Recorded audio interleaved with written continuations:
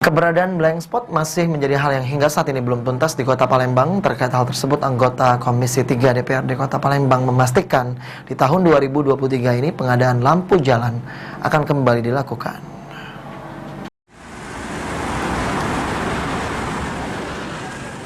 Keberadaan blank spot masih menjadi hal yang hingga saat ini belum tuntas di Kota Palembang lantaran masih minimnya ketersediaan lampu jalan di sejumlah titik. Terkait hal tersebut, anggota Komisi 3 DPRD Kota Palembang memastikan di tahun 2023 ini pengadaan lampu jalan akan kembali dilakukan. Anggota Komisi 3 DPRD Kota Palembang Ruspanda Karibullah mengatakan pada tahun 2023 ini penambahan lampu jalan akan kembali dilakukan guna mengurangi blank spot dan meminimalisir hal yang tidak diinginkan. Pada tahun ini alokasi lampu jalan untuk Kota Palembang sekitar 2.000 unit yang nantinya akan disebar di 18 kecamatan di Kota Palembang. Dengan pertimbangan lokasi rawan tindak kriminal akan didahulukan pemasangannya. Untuk memaksimalkan kinerja petugas pemasangan, pada tahun ini juga akan ditambah 2 unit mobil kren.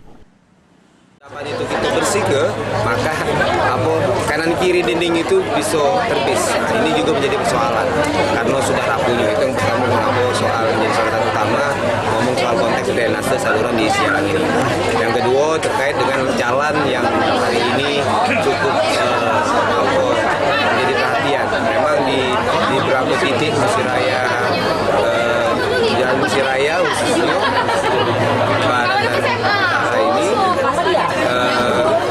yang kita ketahui mulai sudah berubah. Berharap ini menjadi atensi dari pemerintah Kota Palembang dengan Muslimbang ini menjadi jawaban di tahun 2023 ini. Terus soal yang lain kita melihat memang soal yang bisa dilakukan masyarakat dalam hal ini adalah tadi soal kekompakan. Karena dengan kompak ini masyarakat bisa menjadikan pilihan prioritas yang mana nanti begini. Untuk alokasi lampu jalan tadi Pak? Oh iya, lampu jalan kita sudah koordinasi. Besok juga ada penambahan mobil kren 2 unit untuk di Kota Palembang. Kalau lampu jalan sekitar ada 2.000 lampu jalan yang tentunya disebar di Kota Palembang. Dan kita memang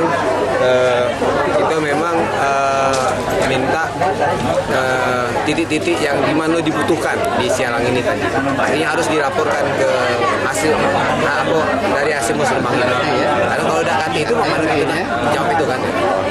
Khususnya tempat yang rawan-rawan di keramaian dan sering tempat jalan alternatif di Sialang.